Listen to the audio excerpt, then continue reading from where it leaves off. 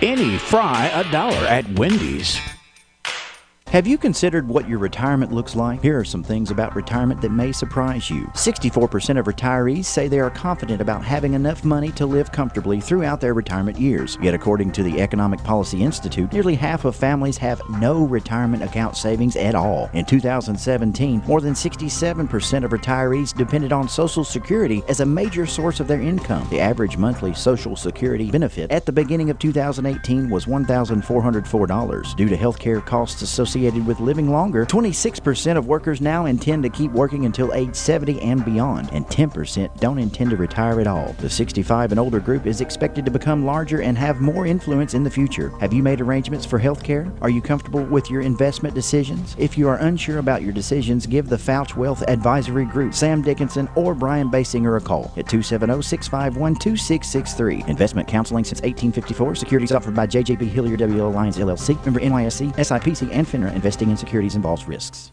You may already know about the EPB's Roundup program, where you can round your electric bill up to the nearest dollar, and that money goes to community relief to help those who are less fortunate pay their electric bill. You can now increase the charitable amount you add to your EPB bill to any amount you choose, $1, $2, $5, $10, or even more. Say your electric bill is $94.14 and you want to round it up by $5. Your bill would actually be $100. To make your change to your EPB bill, contact the Glasgow EPB.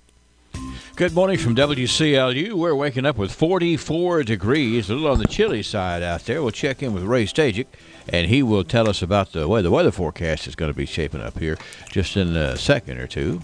But we got to talk about the birthdays this morning, Wes. We got on this October the 25th, Thursday.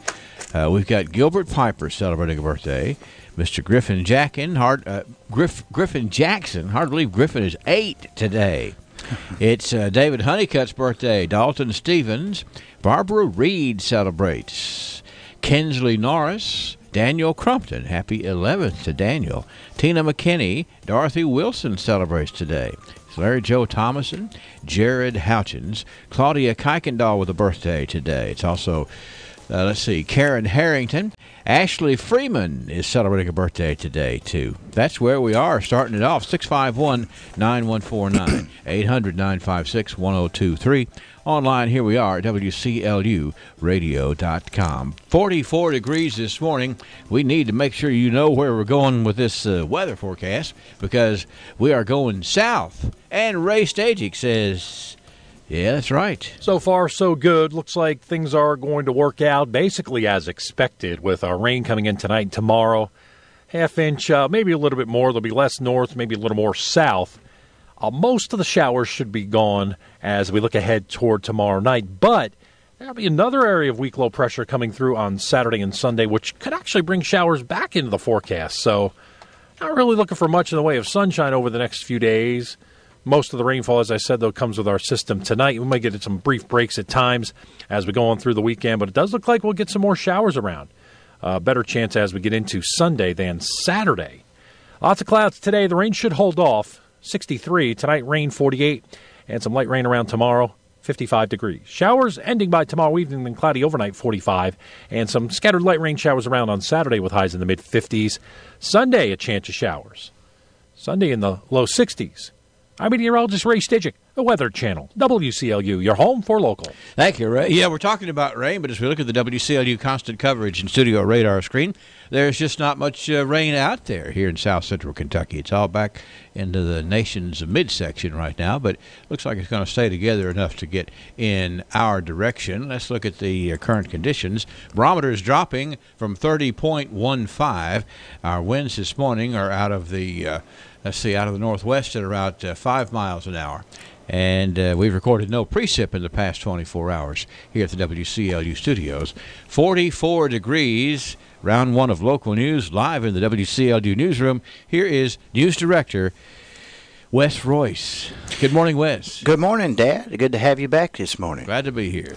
This edition of Local News is brought to you by the Glasgow Electric Plant Board, Hilliard Lyons, the Sleep Center at T.J. Sampson, and U.S. Bank. Stephen K. Hi, I'm Sherry Phillips Jones, and I would love to represent you as your next Barron County Clerk. For the past 26 years, I have served in Barron County government. allowing me to have first-hand knowledge of county finances and policies. It has also afforded me the opportunity to work beside local, state, and federal leaders, regardless of party affiliation. On November the 6th, vote for experience that counts for Barron County. TJ Sampson, providing TLC, Total Local Care, 24/7. My husband and I were both admitted to TJ Sampson. They were so good to us, and we will always go back to TJ, your local healthcare provider. Total Local Care, 24/7. Extreme Prosthetics understands that when it comes to comfort and function, not all prosthetic devices are made the same. A properly fitted prosthesis can allow you to walk naturally without daily pain and discomfort. Extreme Prosthetics works with your physician and insurance company to help you get the comfort and function you deserve. Don't let your current discomfort and lack of mobility discourage you. Call the experts at Extreme Prosthetics today for a better, more comfortable life.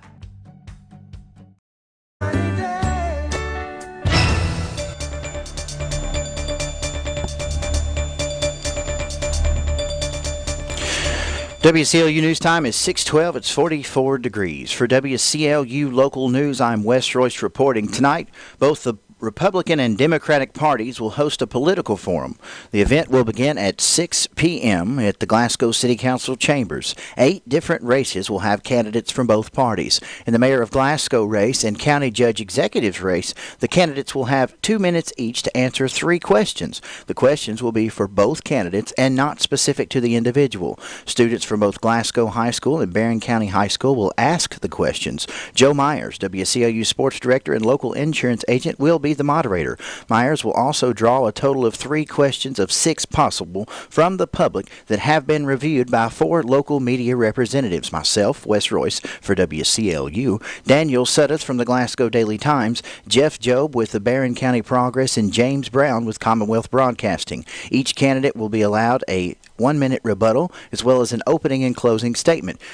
In the other 6 races to be featured, the same format will be applied, except only 2 of a possible 4 questions will be drawn. You can watch the Electric Plant Board's live broadcast on EPB Channel 6. We will also be restreaming it on the WCLU Radio Facebook page, as well as on our WCLUradio.com homepage. Watch WCLU.com and at WCLU on Periscope. The YouTube channel for WCLU is WatchWCLU.com. The event is expected to last from 6 until 9 p.m. Radio broadcast will begin at 7 p.m. following Earn Dog's Off the Chart radio show on both 102.3 FM and 1490 AM.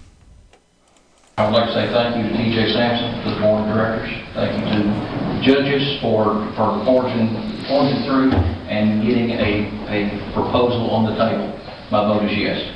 That was Chairman of the Barron Metcalf Ambulance Service Board of Directors, Dr. Joe Middleton. After a closed session at the meeting at Edmonton City Hall yesterday, the Board of Directors unanimously reached an agreement that will resolve multiple issues. The board consists of the mayors of both Glasgow and Edmonton, the judge executives of both Barron and Metcalf counties, Faye Neal, Wendell Honeycutt, as well as Neil Thornberry and Scott Young representing T.J. Sampson Hospital. Ultimately, T.J. Sampson Hospital, along with the hard work of the board, have stepped up to resolve the financing issue facing this board and the Barron County Ambulance Taxing District Board by funding the deficit of Metcalf County in order to help in ensuring the ambulance service can continue serving the citizens of Barron and Metcalf County. Up until yesterday's meeting, the agreement was that Metcalf County would pay 20% of the deficit for the ambulance service. T.J. Sampson would pay 20%, and Barron County would pay the remaining 60% of the deficit. The Taxing District Board in Barron County disputes this agreement because it doesn't provide accurate representation for money provided by tax money. The service has been implemented and the service has implemented a cost accounting method to provide accurate information as to what portion of the deficit Barron County should pay based on the number of runs in Barron County. Because of this dispute, an opinion has been requested by the Taxing District Board, and much of the deficit from previous months remains unpaid still. With the help of T.J. Sampson stepping up to resolve the issue, they have agreed to fund the portion of the deficit not covered by Metcalf County's 20% and Barron County's calculated portion portion of the deficit. Neil Thornberry, CEO of TJ Regional Health, had these comments as to why his organization decided to resolve and accept the responsibility of what could have gone to court and required Attorney General action. I think we see the importance of our EMS service, making sure we sustain the EMS service in Metcalfe County, in Barron County. I know there is a lot of discussion about, or has been a lot of discussion over the last several months about directional, especially finances, and we just want to make sure that we've done everything from our resources to sustain the service and make sure we've got a top-notch service and make sure that we're participating and help out in every county that we serve. Thornberry added that ultimately this agreement solidifies their mission of providing health care services to the community they serve. I believe what it does is it solidifies the service for the community. Again, there's been so much discussion over the last several months about the direction of the service, and I think what came out here tonight was you've got a unified ambulance board, very committed to the EMS team who does an exceptional job in our region. So I think this does nothing but really solidify the job they do and carry it forward for the future, which is what we want. Barron County Judge Executive Michael Hill tells WCLU News it comes down to one important fact. Well, I know there's been a lot of discussion, both Metcalfe and Barron County communities, and then I know there's been a lot of discussion amongst the employees of the service, employees of TJ Sampson, but, you know, things just doesn't happen overnight. It takes a lot of discussion, a lot of plannings. The long and short of it is, at the end of the day, when people dial 911, an ambulance is going to show up at your house. Chairman Dr. Joe Middleton added that the entities working together is the best way to achieve the goals and mission of the ambulance board and healthcare providers. I think that this has been an ongoing issue since the taxing district came into play, and it's been something that's needed to be resolved, and finally we had a resolution that satisfied everybody involved and also protected all the different entities, because ultimately the service and the hospital are better off being in business together than separating and being individual entities. With the ambulance board meeting taking place at the same time but in a different town, WCLU was unable to attend the Finance Committee meeting of the Glasgow City Council for news coverage. Committee members and City Council persons Chastity Lowry and Brad Gross were able to speak with WCLU News after the meeting to report on what was taken away from the Finance Committee. Monday night, the full City Council voted to pursue the process of developing a strategy and structural plans for an aquatic center to be located at the American Legion Park location and the Glasgow City Pool. City government has employed a consulting firm to lay out a master plans for the city's parks and attractions. In a survey conducted by that firm, the number one priority was an aquatic center and has been designated as phase one of implementation of the master plan. Chastity Lowry tells WCLU News it now becomes a matter of what city finance employees see as viable funding options for the committee to consider and ultimately recommend to the full council. Our discussion today centered around the estimates that the firm Branstetter Carroll had provided us for Phase 1, which is American Legion and the Aquatic Center. And the estimated cost that we're looking at is around $5 million. So in today's finance meeting, we asked Joe and Stephanie to look into the bonding options that the city have available, but to also take into consideration the bigger picture of how will spending this money for the aquatic center impact other things going on in the city. We want to make sure that we make a wise financial decision that doesn't have a negative impact on something else in the city budget. I think the next step is probably at our next meeting, which is November 21st. Joe and Stephanie are going to bring back some different options for us, some figures that they've gotten through KLC about the bonding. And as a finance committee, hopefully we'll be able to approve that and take that to the full council so that work on the project can begin. Also, Brad Gross added that it's not a matter of should we, but can we. When we did the surveys and all the people's response, you know, the aquatic center was the first thing. That was the number one priority for everybody that did the survey. So I think as far as the finance committee as a whole, we're all for it as long as we can pay for it. For WCLU Local News, I'm Wes Royce reporting right now at 620, 44 degrees in downtown Glasgow.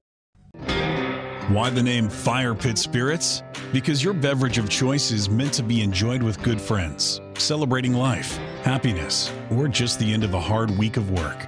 And, as always, it's meant to be consumed responsibly. So, whatever you're celebrating, gather around your fire pit, because good times are made with the ones you choose to keep in your circle. Fire Pit Spirits. Best selection, best service, best friends.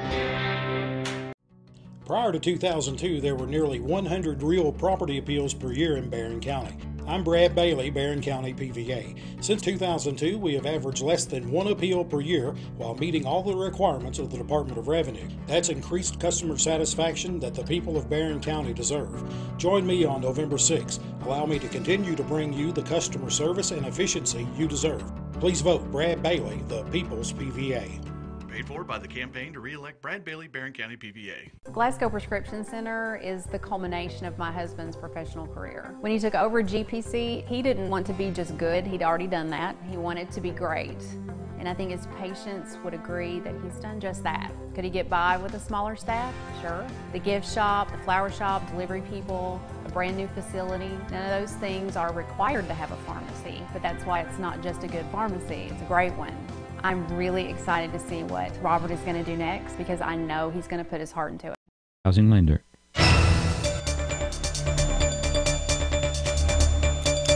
This edition of Live and Local News is brought to you by the Jackson Wells Health and Wellness Clinic and the People's Bank.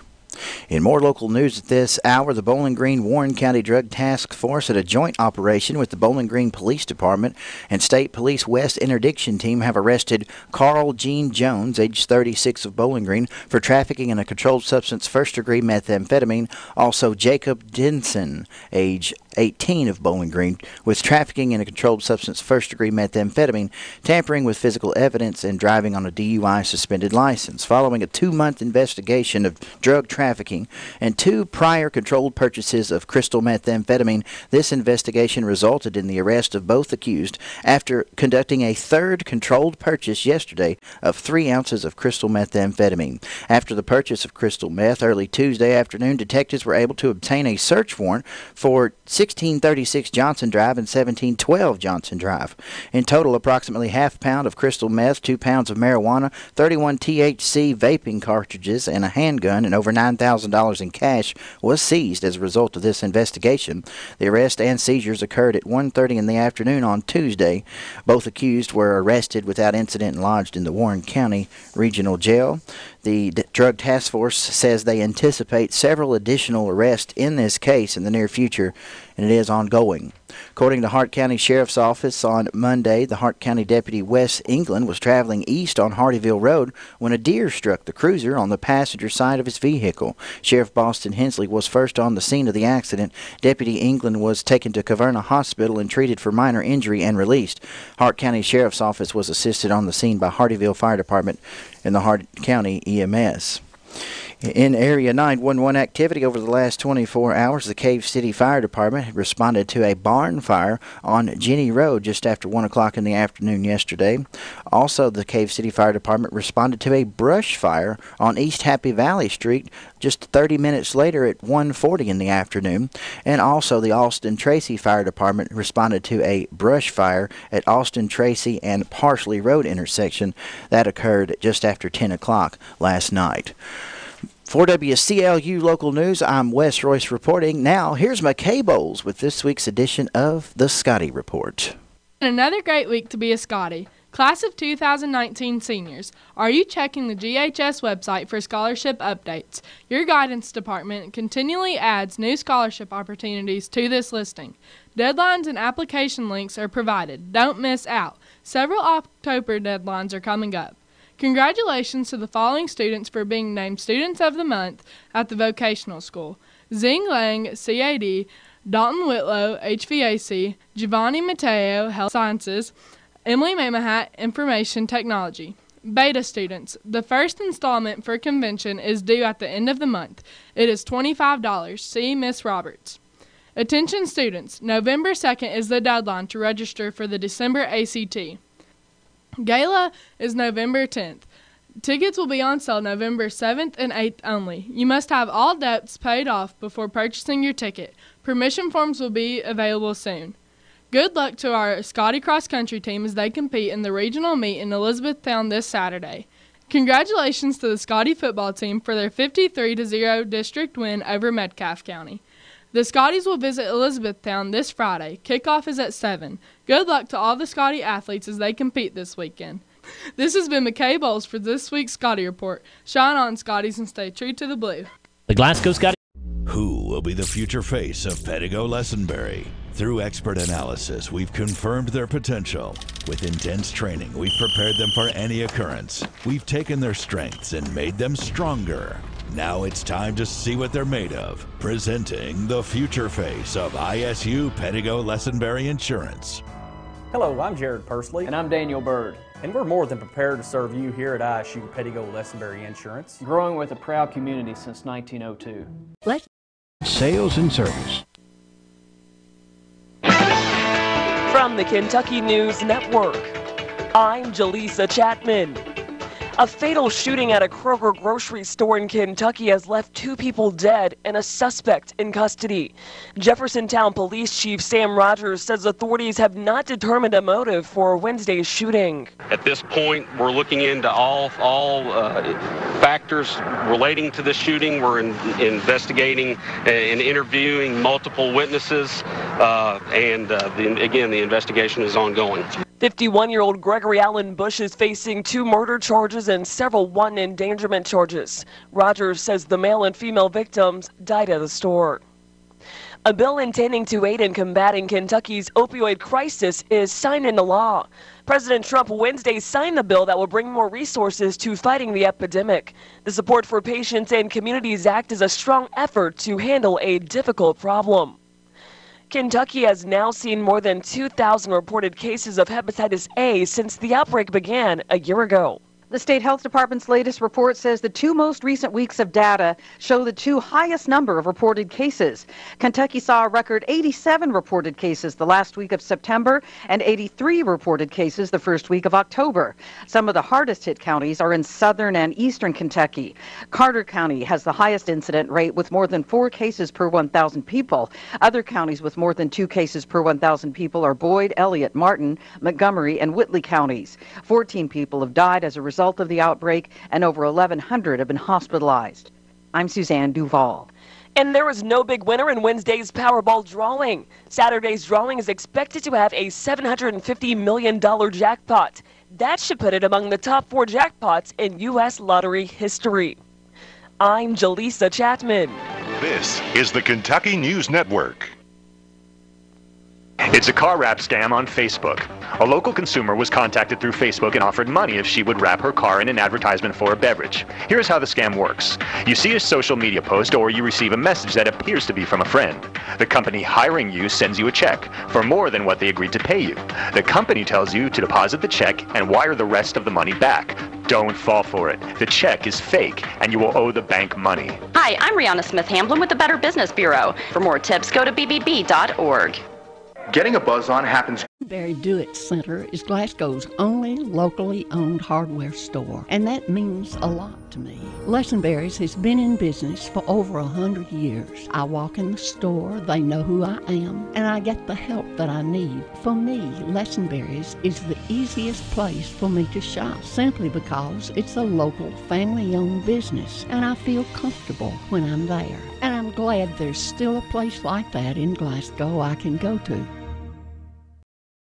In Glasgow wants you to know that if you've recently lost a loved one or if you're thinking about a pre-need monument, they're here to make the process as stress-free as possible. With plenty of examples and a multitude of custom options, South Central Kentucky Monuments has the ability to offer you exactly what you want or help steer you in the right direction based on your preferences. Let my friends David, Jerry, and Adam Jesse provide the service and craftsmanship you deserve. To learn more, visit southcentralkymonuments.com. It's 6:30 on WCLU, and we have a temperature reading of 44 degrees. We'll check in with Ray Stajic and see that some rain is going to move into the neighborhood over the next several days. In area funeral announcements this hour, Rodney Joe Ford, age 65, of Glasgow, died Wednesday at his residence. At this hour, arrangements for Rodney Joe Ford are incomplete, but will be under the direction of the Hatcher and Sadler Funeral Home. Jillian Ann Griffiths, Jill Constable, Jillian Ann Griffiths, Jill Constable, age 73, of Glasgow, formerly of Birmingham, England, passed away Monday at T.J. Sampson Community Hospital. She is survived by her husband, Thomas Constable, a brother, Brian Griffiths of California, a sister, Pat Burris of Glasgow. Funeral services for Jillian Ann Griffiths, Jill Constable will be held at 11 o'clock Saturday at the Hatcher and Sadler Funeral Home, with burial to be in the Glasgow Municipal Cemetery. Visitation from 5 until 8 on Friday at the funeral home. Louise M. Hester, age 93, of the Mary Oaks community, died Tuesday at Edmondson Center in Brownsville.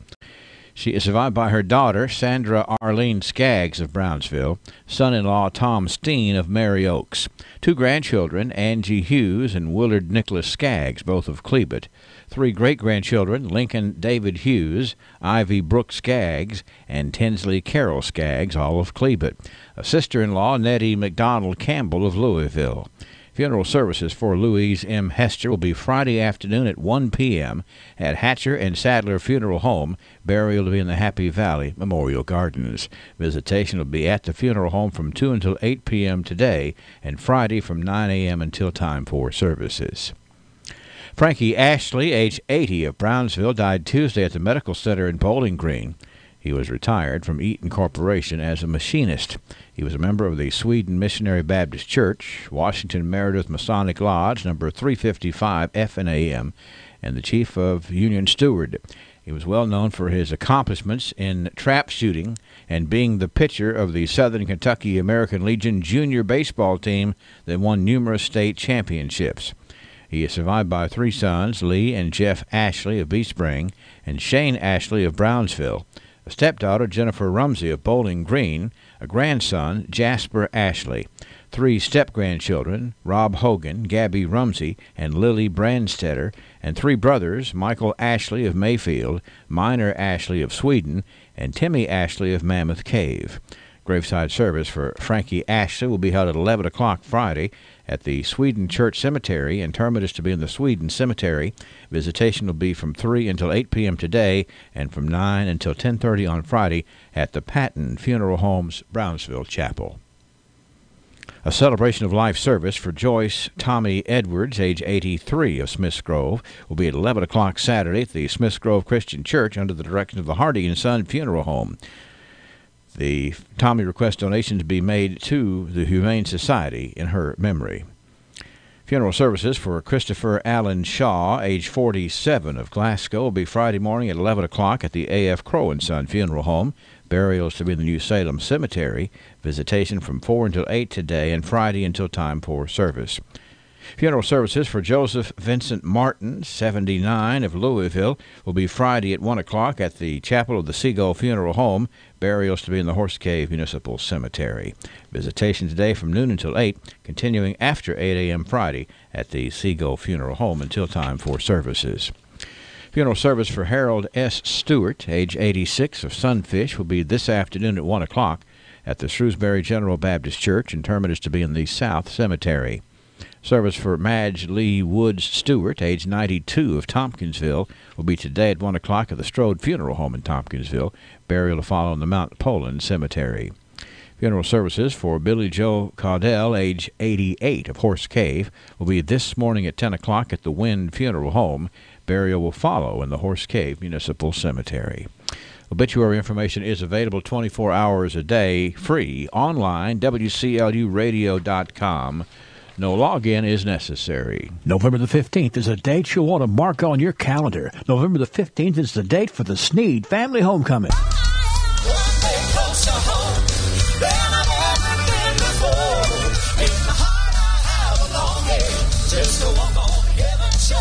The Cave City Convention Center will be filled with the sounds of the Primitive Quartet. There was just one reason why he came to earth to die. Oh, this precious rose of Sharon, didn't he shine? The Singing Cooks. The Inspirations. Jesus is coming soon, morning or night or noon. And yes, our hometown favorite, the Sneed family. November the 15th is the date. The doors open at 6, showtime at 7. Get your tickets now at Ticketstorm.com or call 866-966-1777. 866-966-1777. The Sneed family homecoming at the Cave City Convention Center with the Primitive Quartet, the Inspirations, the Singing Cooks, and the Sneed family.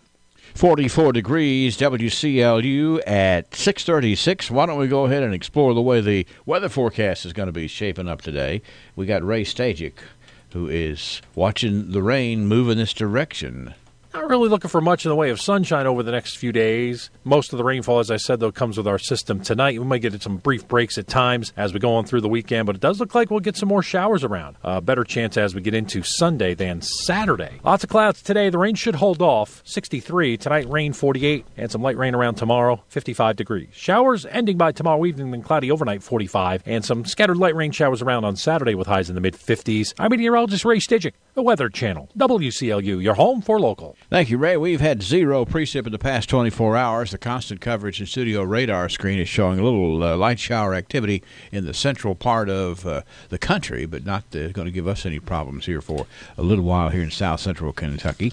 Let's see, the barometer is dropping at 30:15, and the winds are the northeast at 3 miles an hour. 6:37, 44 degrees, WCLU. Barron County Business Supply. For all your home office, business, and school supply needs. They've just received another truckload of high-quality scratch and dent furniture at incredible savings. Chairs, desks, cabinets, more savings and more selection from Barron County Business Supply. Free next-day delivery to anywhere in south central Kentucky. There's several ways to place your order. Visit their website online at bcbsupply.com. Call toll-free at 1-866-9-BARRON. Barron County Business Supply, the area's #1 supplier of office products.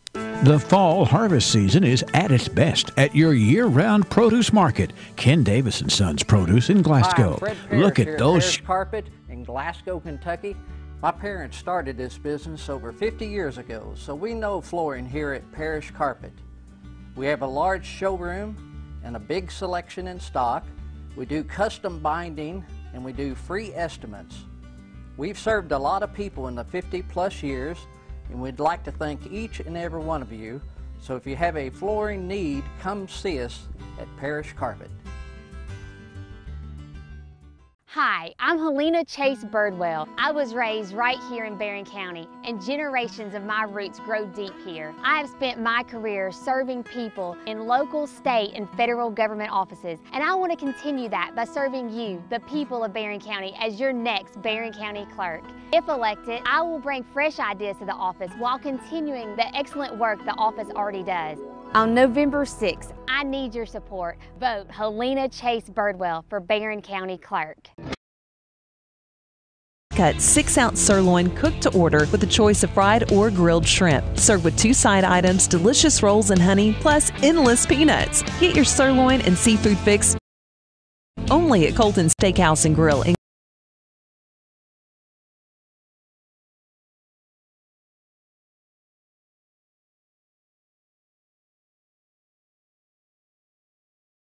7 o'clock, and I'm going to get my music over here because it's time for us to update the birthdays and tell you about the fun stuff coming up. Where did he say? Ralphie's Fun Center. That's right. You know, there's a big deal coming up here at Ralphie's Fun Center, the 2018 Halloween Fest at Ralphie's. It's Friday the 26th from 6 p.m. until 8 p.m.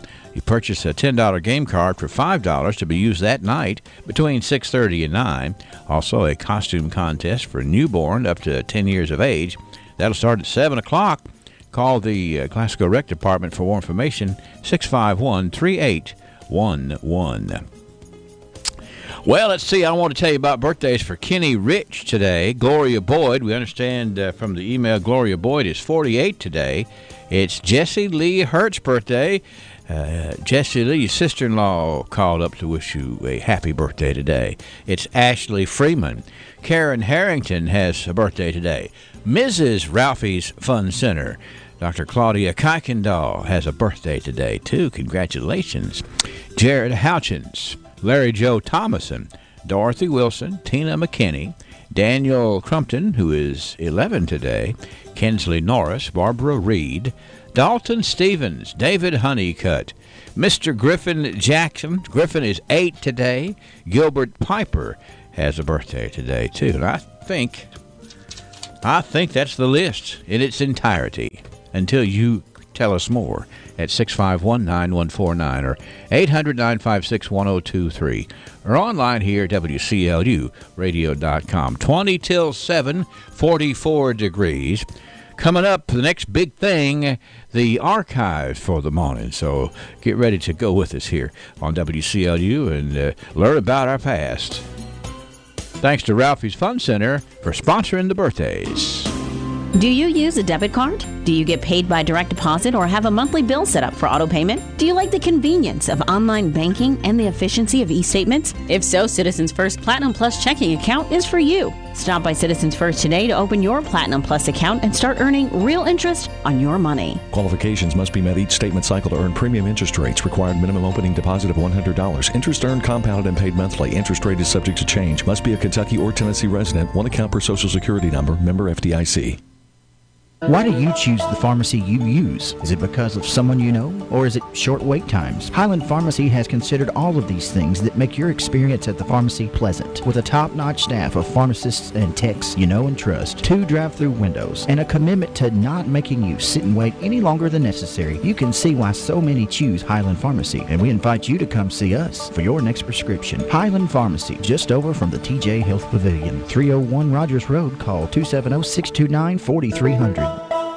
Now, Sherry Jones, we've called you in for a final assessment. It comes to our attention in the national media that the integrity of elections have been called into question as of late. As Barron County Clerk, you'll be overseeing the county's election process. How do you uphold integrity in that aspect? I've been hired by both Democrats and Republicans in fiscal court. Politics has nothing to do with providing accurate, accessible records in a timely manner. Integrity has always been something I pride myself on. Okay, thanks, Sherry. We'll let you know something on November 6th. I'm Sherry Jones, and I'm asking you to hire me on Election Day as your next Barron County Clerk. I'll continue to work for you, the citizens of Barron County. Paid for by me, Sherry Phillips Jones.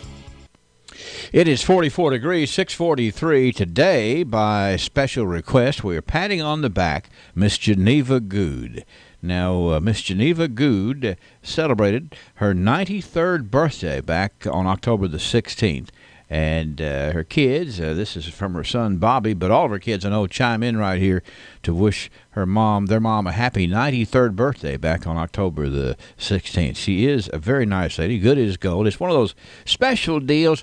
You know, Miss Geneva went to school with my mom, and I went to school with her kids. So there is that connection that makes it special and makes it worth a good pat on the back. So if you happen to see Miss Geneva Good around town today, ask her how she likes 93 so far, and let her know she's good as gold from WCLU and a little taste of Texas. They are looking forward to seeing you down there today for dinner the Texas way.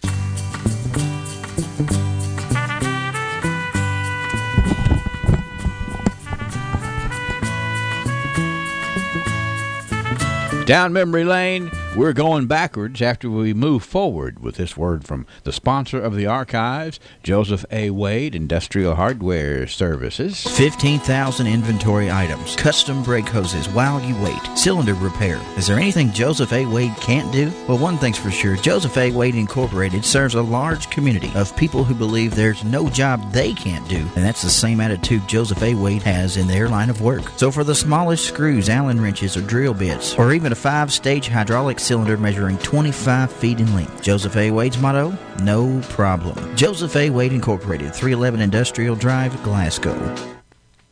Well, let's see here. It's 6:44. I am excited to welcome to the microphone this morning Sam Terry, a well-known local fella for a whole lot of reasons, not just his expertise in history, but just for being pro-community. And Sam, we're glad to have you on the radio today. Thank you for filling in for me. You're one of the guest hosts, and a lot of folks really enjoyed hearing you and Wes air it out there when you were on here with us a few weeks ago. It was a neat experience, and like everyone else in in this entire area. I'm excited to have you back on the air. Well, I'm glad to be here. There's a lot of history that we're going to share today. I have just, I missed the archives because there's always that one little puzzle piece that turns on a light bulb for a lot of the historical things that we know about here, Absolutely. All right. It was 100 years ago. This were some notes. This is some notes in a Red Cross publication here from 1918, and it's sort of a call out to the gals who are doing the work around here. And the story reads as follows: will the ladies who have taken sweater yarn to knit send them in at once, as we expect to make a shipment soon. Please turn in all socks that are finished at the Red Cross headquarters at once. Plus, turn in all finished petticoats for Belgian relief. Now, there's a story there, Sam. There certainly is. And, somebody commented to me the last few weeks, said, well, it seems like nothing happened in 1918 except World War I news. And, that's about right. It seems all-encompassing, doesn't it? Yeah, 100 years ago, we didn't have 24-hour news cycles and televisions and 24-hour radio news and things, and this was a life-changing experience for most Americans. Well, you can imagine how the ladies felt. They were being asked to knit socks for people overseas out of the yarn, and said, we'll give you the yarn. Now, I don't know about petticoats. I don't really know what petticoats are made out of. And I don't know why particularly the people in Belgium needed them. But nonetheless, the Red Cross knew, and they were sending out an APB for that, Sam. Something for everybody to do. That's right. Helping out in the war effort and using the skills that they hold dear. 1918 it was. 1928, I think we have a picture right here from this one. This is a sports picture here from 1928, Sam. Thank you for this picture. What the quality of this picture from 1928 is incredible. It says here, Glasgow High School won an easy victory over Litchfield here on Friday afternoon. The second team did most of the playing, and the final score was 53-0. What about that? They must have really been good. They were something else. Now, at this time, the Glasgow Scotties didn't exist. That didn't happen for another 2 to 3 years when that name came about, and their name was the Blue Warriors. The Glasgow Blue Warriors, were they? The Blue Warriors. So the only thing original is the blue, right? Correct. And I've got the names that go with these, and I'll share them with you because Dink Nelson added the names, and he added the nicknames that most of these guys had, and they're pretty colorful. Now, on the front row was Lauren Nelson. Yeah. And next to him is Fanny Austin. Okay. And he later went on and served in World War II. And next is Devil Harpst. Okay. Next is Captain Pat Taylor. Okay. The little boy there in the middle is the mascot. Okay, Billy the mascot. Vaughn. Yeah. What was his name? Now remember, Billy Vaughn. Billy Vaughn. Now remember, we have two Billy Vaughns from Glasgow. Yes. One was a band leader, and one worked as an assistant to Vice President Barclay. Yes, sir. This is the assistant to the Vice President. He was Judge Bohannon's grandson, and he was the mascot. Yeah, he was a colorful fellow for sure, too. He might have learned from some of those characters back on the 28 team. I bet that was probably good training. It probably was, for sure. Keep going. The next person was Yuri Little One Nelson, Francis Sunshine Jackson, and Peck Jones. Okay. Now, up in row 2, we have James M. Dinkum Nelson, Mud-Eye Brooks, Garland Reynolds, William Silent Bill Dickinson. Big tall fella. Bear Tucker, Ralph Sucker Hammer. Okay. Now, we heard about him in the archives a few weeks ago. What was his nickname? Soccer. Not like soccer to us, but Soccer. Okay, soccer. And of course, Hammer Field was ultimately named for him. Right. Captain Johnny Jones, Frank McLaughlin, and Charlie Feats Goodman. Now, in the third row was Coach R.D. Ridley, assistant coach J.F. Tanner, Arthur Matthews, Billy Pettigo, Lawrence Dusty Miller. Wow. Hezzy Smith, William Billy Sam Terry, happens to be my grandfather and my namesake. Big tall fella, too. Paul Fox Holman, Clay Barton, and Mr. Lynn. Oh. And at the end, Dinkum Nelson added, "They don't look bad, but they're bad medicine for the other team." There was a lot of color there, and lots to talk about too in terms of the history. And there's some good local names, some people who grew up to be leaders around here. You notice I don't see any pads, I don't see any helmets in that picture. Do you? No, and I have a feeling that we're going to hear something in the archives in the next several weeks about this team, because they were undefeated until the championship game of the state football tournament. This was the first Glasgow High School team to ever get to state play. As the Blue Warriors, huh? As the Blue Warriors. And they were defeated by the Ashland Tomcats. Well, that's going to be, we're going to build toward that. It's getting to be postseason time, yeah. Exactly. Well, thank you for sharing that, Sam. That's a great picture right there. Good-looking fellow your granddaddy is there in the back row, too. I like those coaches were in three-piece suit. That's pretty impressive, too. They dressed up for that picture. Dressed for the occasion.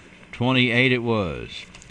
Okay, here we are in 1938. We've got the story here about Mary Elizabeth, the 2-year-old daughter of Mr. and Miss Jesse Cross, who live on Route 3. Now, Miss Mary Elizabeth is recovering at the community hospital from a gunshot wound in her head, accidentally inflicted by her 11-year-old brother, Cecil. The bullet penetrated the side of the victim's head and was embedded in the brain. The child was brought here and the bullet located, but it did not seem advisable to operate. The accident happened when the gun, a .22 caliber rifle, carried with a muzzle pointing to the rear by the brother, was accidentally discharged and hit the child, who was following behind. Now get this, despite the seriousness of the wound, a full recovery is expected. I don't see how, as I don't either. Dismal as that description is there. And you know, the poor little Cecil was wrought with worry about his sister and how that happened. Scary stuff, Sam. And it was not advisable, they said, to operate. But maybe, hopefully, she recovered. All right, guess what we have here in 1948? Yes, it's political times around the world, and certainly in the country. And in 1948, the newspaper here, this was the Glasgow Times. They published a sample ballot for the upcoming election, where you can, kind of see how things are going to be shaping up when you go to vote. The Democratic candidate for president was Harry Truman, whose vice president was Alvin W. Barkley. The Republican candidate here in 1948 was Thomas E. Dewey. The vice president candidate, Earl Warren, which I did not realize that Earl Warren was Dewey's running mate. Pretty interesting. We actually had a Socialist Party candidate, Norman Thomas. We had a Socialist Labor candidate, Edward A. Teichart. We had a new progressive president, Henry A. Wallace was the candidate. Don't know anything about him, do you? No, I don't. We actually had a Prohibition Party. Wonder what their platform was. For the Prohibition Party, the guy running for president for the Prohibition Party was Dr. Claude W. Watson. And here we go in 1948. Here's a name for you. The states' rights presidential candidate in 1948 was one Strom Thurmond, a perennial senator. But I guess he started off long time. Yes, that's right. And started off, though, running for president under the States' Rights Party. He had Fielding L. Wright was his vice presidential candidate. So there we have it. And Henry, this election was one that Barron County, a particular precinct in it, made national news. And how did that happen, Sam? That happened in the precinct known as 88 Kentucky, where Truman received 88 votes and Dewey received 88 votes by coincidence. Wow. Now that's got to be more than coincidence. That's an eerie thing to think about. A tie based on the name of the community. That's a good, that'd be a good story for Charlie Osgood to research. And I think it probably would. But Bobby Richardson would be glad to tell them all about it. Yeah, he'll know the rest of it. We'll have to remember that for election night, Sam. If we have a lull, he will be glad to tell you about it. I want to hear about that. That's going to be a good subject matter here because we'll get him expounding on that. All right. Let's look at 1958. Here's what we have: a business-like method of providing funds for correcting these conditions. Your fiscal court authorized a bond issue to be submitted to the people on November the 4th to remodel the present structure, provide fireproof vaults, provide a safe, sanitary, and fireproof courthouse, provide sanitary public restrooms, provide adequate confinement quarters for mentally disturbed persons, juveniles, and county prisoners, provide public building of which Barron County will be proud. Vote yes on the courthouse and jail issue here in 1958. And that seems, you talk about the wheels of government turning slowly. Yeah. This is 1958, and our new courthouse that we still have in the center of our downtown square wasn't completed for another 8 years. It was. I just remember as a small child, it apparently now, and I wasn't really in a position to make a judgment, but apparently it was not very well kept and very clean, all that kind of stuff. Apparently it was like, darn, I have to go to the courthouse. And I guess we didn't. I can't recall any positive thing I ever heard said about the old courthouse. That's right, except that it was old, and it needed to be replaced. It was old, and people were glad to see it go. But even at that, it took them 8 years to replace it. So I guess we were sure we were spending the money right, you think? There you go. 1968. I believe this is 68 in the Glasgow Republican. News that the Glasgow Vocational School was presented with a new Ford motor and transmission for the mechanics at the school to work on. Joe Harlow, the mechanical instructor, accepted the motor for the school. That was a picture in the newspaper there in the Republican in 1968. Mr. Joe Harlow, who helped a whole lot of young folks learn how to work on engines. Ford Motor Company says, yeah, we need good mechanics. We're going to give you an engine to learn from. That was big doings there in 1968, Sam. Absolutely.